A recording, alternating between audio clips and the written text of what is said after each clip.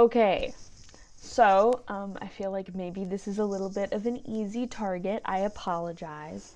But this is just kind of what I found. I was scrolling around on TikTok because my friend Lexi's on there and a couple other service dog handlers are on there. And in the service dog tag, I found this. Some of you just overuse your service animal. I have one. I know the rules and regulations, and I follow them to the T. Let me tell you something.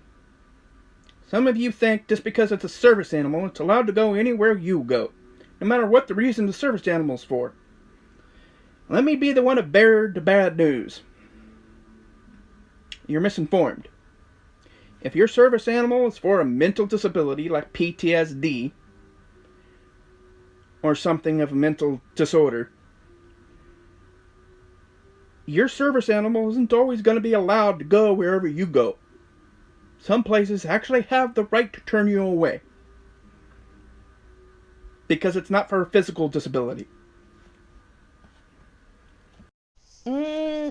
Yike. So, I have been wanting to make a video about this for a couple days, but I wanted to give everybody who found it, I sent it to a lot of people, and I wanted to give everybody who found it a chance to respond to him and to give him some comments to see if maybe he would take the video down or correct himself or literally do anything other than just leave it the way it is. But he did. So we're making this video now because this guy needs to get educated, and I want to be sure that everybody who watches TikTok, which is a lot of influential younger kids, I want to make sure that they are not getting the wrong information. So there's actually, surprise, there's 3 parts to this video series that he made. So he made 3 different TikTok videos. If you don't know, I think TikToks are like under a minute or something. We're going to be talking about each of the parts, go through what was wrong in each of them. And I wanted to kind of make a commentary on those. So that is what we're going to be doing today. So I can't wait to talk about this stuff with you guys. The only sad thing about it is that means that we have to actually watch all these videos, and like, I don't want to do that, but it's fine. Whatever. So we are going to watch all of these, and we are going to go through them and talk about what he is saying that is incorrect. All right, let's go. Some of you just overuse your service animal. I'm sorry, I overuse my service animal? It's almost like I need him to, like, exist in the world and live with my disability.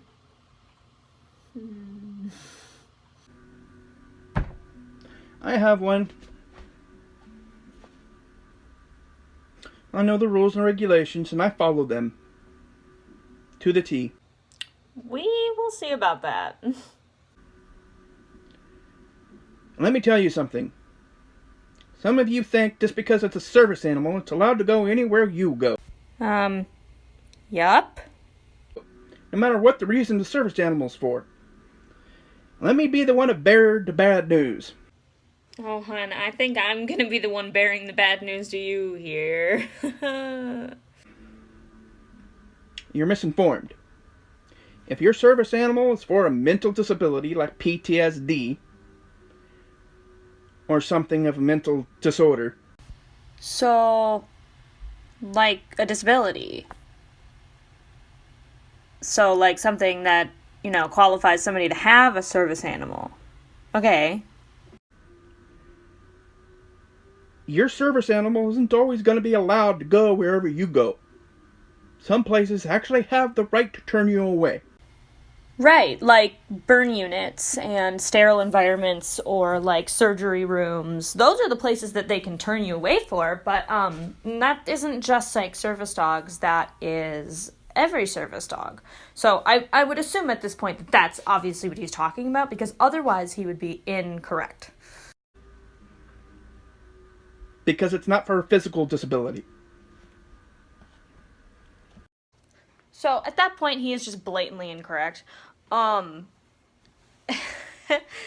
Psychiatric service dogs, if you guys are uneducated on the laws, which I'm assuming if you're watching this video or his video on his thing, you're uneducated. Or at least he is uneducating you. That's wrong. Psychiatric service dogs and service dogs like medical alert service dogs or guide dogs or hearing dogs, all service dogs have the same rights. The only time that an actual, like, a dog that's defined by the ADA as a service animal, the only time that is, like, that animal wouldn't be allowed in public is if it was being disruptive, or if the reason that the person needs the service dog is not something that happens in public. So, like, for somebody who has night terrors, if they have trained their dog to respond to those night terrors and alert them and wake them up, that isn't a task that a dog would need to do in public. So you wouldn't need that service animal, though it would be a service animal because it is trained to do that task for that person's disability, and that person is disabled, say by like PTSD or something, and the major life task that disability would prevent is sleeping. That person wouldn't need that dog in public, so technically that dog doesn't have public access rights because the task that it performs would not be in public. So, yeah, but still, they have the same rights. Psychiatric service dogs and medical alert service dogs, guide dogs, mobility dogs, they all have the same rights, provided they fit the legal definition of a service animal. Part 2. Seems I need to clarify what I was talking about.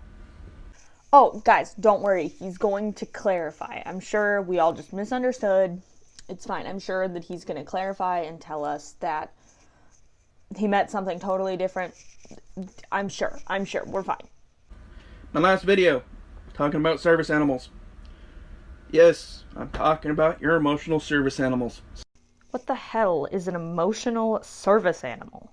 Still a service animal, whether people like it or not. It's still a service animal. Actually, like, it's not, but that's, like, totally okay. It's fine. And it's still doing a service that is greatly needed. It's the one part of the video where he isn't spouting bullshit. Wow. I wonder how long it's going to last. Some states still require you to register that service animal. Oop, it lasted like 6 seconds.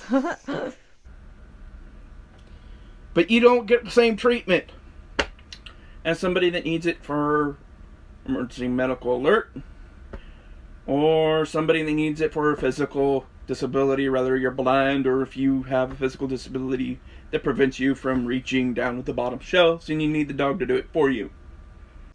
Okay, let's analyze this, shall we? So, he said that basically if you have an emotional service animal, which he could be talking about emotional support animals, or he could be talking about psychiatric service dogs or service animals. So basically, let's go through it on either lens. So emotional support animals do not have any public access rights whatsoever. So technically, I guess he's kind of right that they don't get to go anywhere ever. They can't leave their house. They need to. I mean, it's not like they can't leave their house, but they're basically pets. They're pets, and then you can take them on flights, and you can have them in. Some states allow you to have them in non-pet housing. That's it. It's the only thing that you can do with an emotional support animal. And I'm not saying that they're not helpful or that they're not useful. I'm just saying that those are the rights that they have. Now, if we're talking about psychiatric service animals, we are talking about a service animal. So they do have rights. They have the same rights as any other type of service animal. So like a guide dog, they have the same right as a hearing dog for somebody who's deaf. They have the same right as somebody like a mobility service dog or a medical alert service dog, anything. They have the same rights. So he's wrong if he's talking about psychiatric service dogs, which it seems like he is, because emotional support animals don't have any public access rights at all, and they also don't have to be registered, but neither of them do, so that's fine. They're specifically trained. I'll explain what I have in my next video, so people understand where I'm coming from. Oh, sir, I would love to hear what you have. Oh, God. Okay, so let me explain the service animal I have. I have a service animal. It does 2 things for me. Emotional support. Okay, so first of all, emotional support isn't a task. So, unless the other thing is, something that's disabling to you in a public area in which you would need help from a service animal in public, then you do not have a service animal with ADA public access rights. And then it alerts me when I stop breathing in the middle of the night.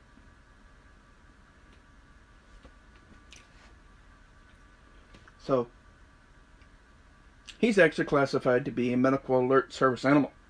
Okay, so this is where it gets weird. So, I get it. He's got sleep apnea. Okay, that makes, that's all right. And having a service animal for that is actually kind of common, However, you're not sleeping in public.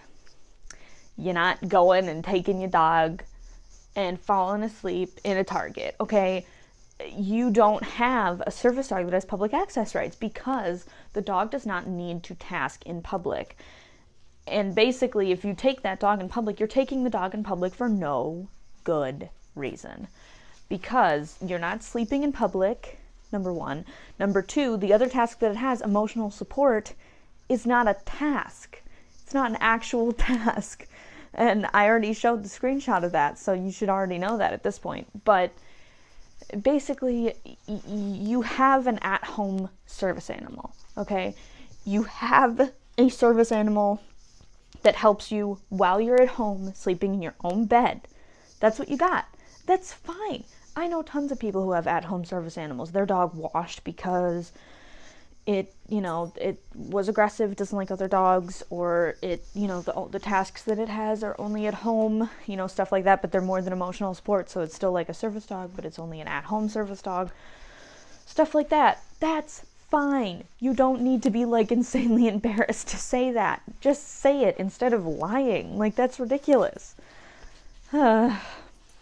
Or emergency and medical alert service animal.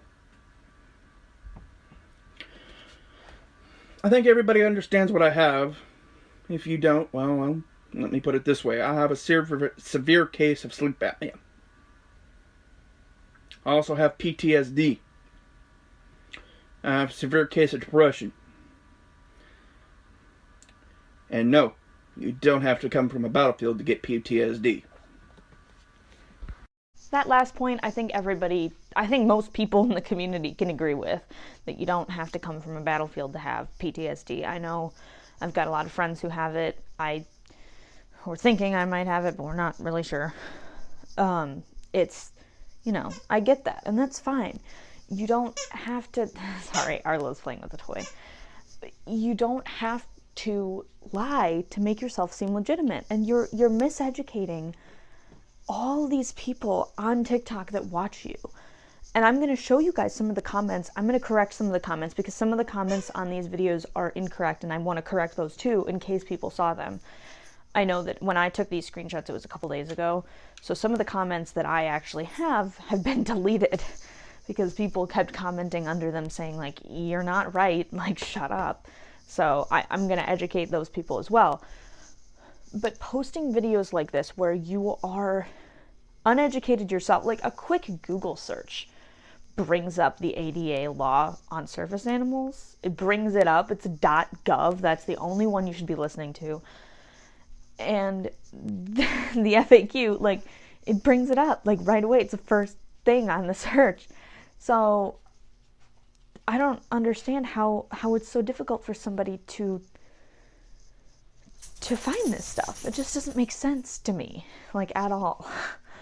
So let's take a look. That's the last part. Let's take a look at these comments, and I will let you guys know where people are being miseducated or uneducated on these topics, so that we can end the miseducation here. So these clips were taken a couple days ago, but of course these videos have tons of comments. They are flooded by people who are educated and trying to educate this guy. They're flooded by people who are commenting saying like, I can't believe all these haters are hating on the real laws, and you know, there's opposing sides. And there's some people who are just tagging other handlers trying to get them to come educate this guy. So, yeah, there's tons of comments on all three of these videos.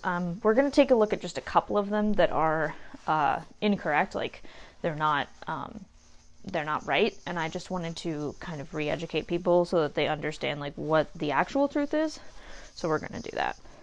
So this one right here, she says, a service animal does not have to be professionally trained. A service animal is decided by what the animal does for its handler, not the training it has.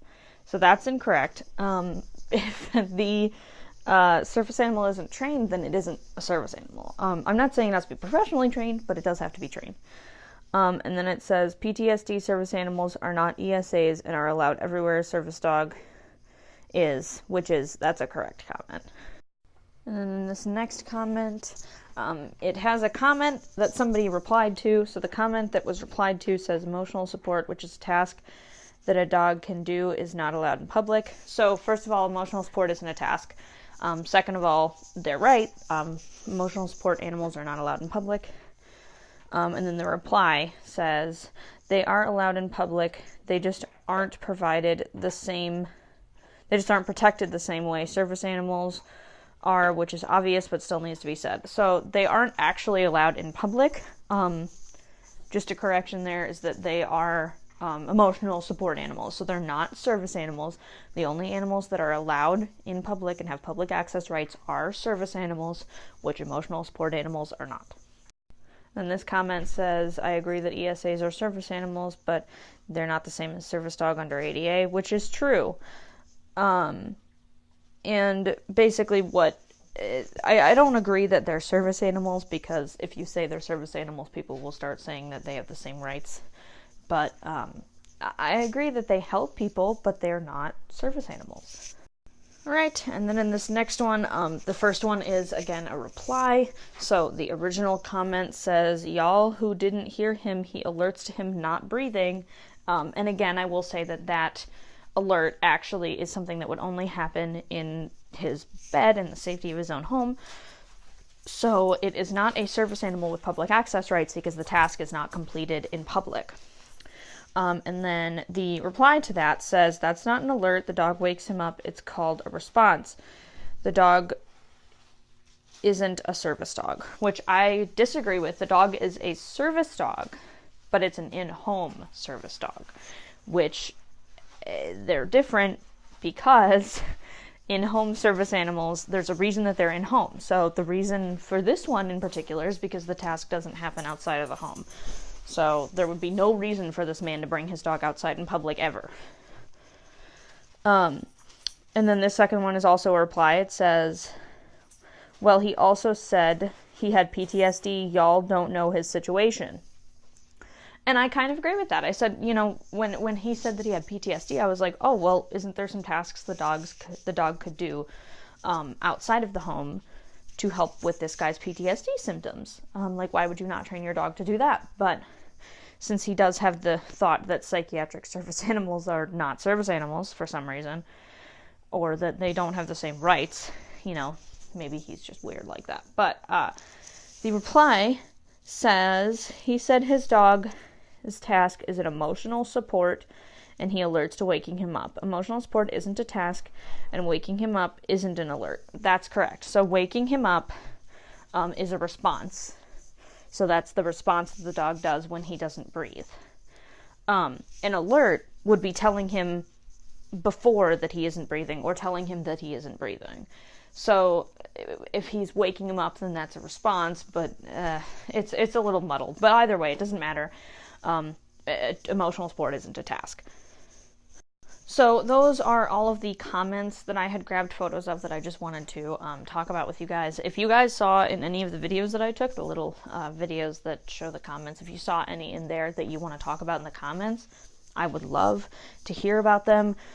If you have spoken with this guy or you know anything about this guy and know more about the situation, I would love to hear it. I will post a screenshot of his TikTok so that you guys can go check him out and watch these videos for yourself and leave comments for yourself advocating. But yeah, that's pretty much all I had to say in this video. I did want to let you guys know that we will be doing a lot more vlogs in the future. I know that you guys had previously enjoyed those, and so there's some more compilations that I'm working on. So thank you guys so much for watching. I know this isn't, my usual content, but I did want to talk about this since this was something that became pretty big in like my circle, at least for a couple weeks. So I did want to talk about that. So thank you guys so much for watching, and I will see you guys in whatever we make next. Bye.